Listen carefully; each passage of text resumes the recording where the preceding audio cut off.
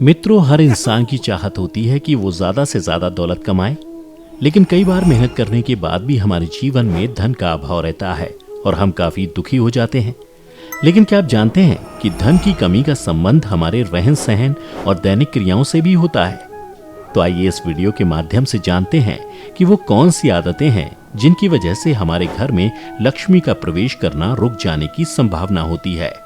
नमस्कार, स्वागत है आपका द डिवाइन टेल्स पर एक बार फिर। साफ सफाई। शास्त्रों के अनुसार मां लक्ष्मी उस घर में कभी निवास नहीं करती जहां गंदगी होती है। कई लोग रोज अपने घर की सफाई नहीं कर पाते। ऐसा करने से आप अपना ही नुकसान कर रहे हैं। खाना खाने के बाद कभी भी जूठे बर्तनों को नहीं छोड़ना चाहिए, बल्कि उसको तुरंत धो देना चाहिए। वास्तुशास्त्र के अनुसार घर के किचन में मौजूद गंदगी और जूठे बर्तन नकारात्मक ऊर्जा का प्रभाव बनाते हैं।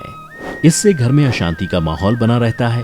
घर के किचन में मौजूद गंदगी दरिद्रता को बढ़ावा देती है। ऐसे में कभी भी माता लक्ष्मी का आशीर्वाद नहीं मिलता है।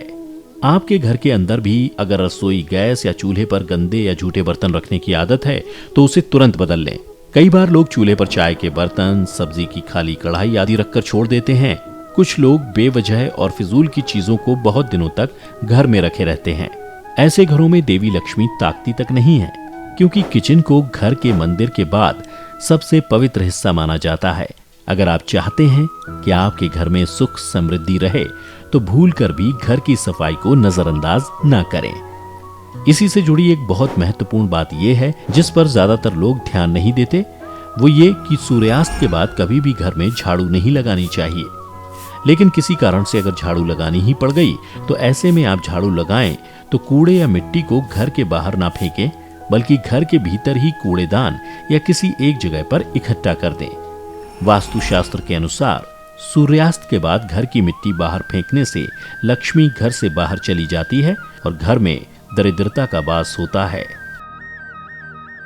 कलह का माहौल। जिन घरों में अक्सर कलह, मनमुटाव व लड़ाई झगड़े का वातावरण रहता है, जिन घरों में अपशब्दों का प्रयोग होता है, ऐसे घरों में नकारात्मक ऊर्जा जल्दी प्रवेश कर जाती है और दरिद्रता का प्रभाव बढ़ जाता है।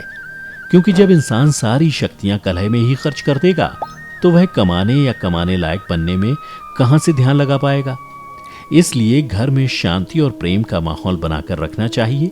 अगर स्वजनों में आपस में किसी बात को लेकर कोई नाराजगी है तो उसको शांत मन से सुलझा लेना चाहिए।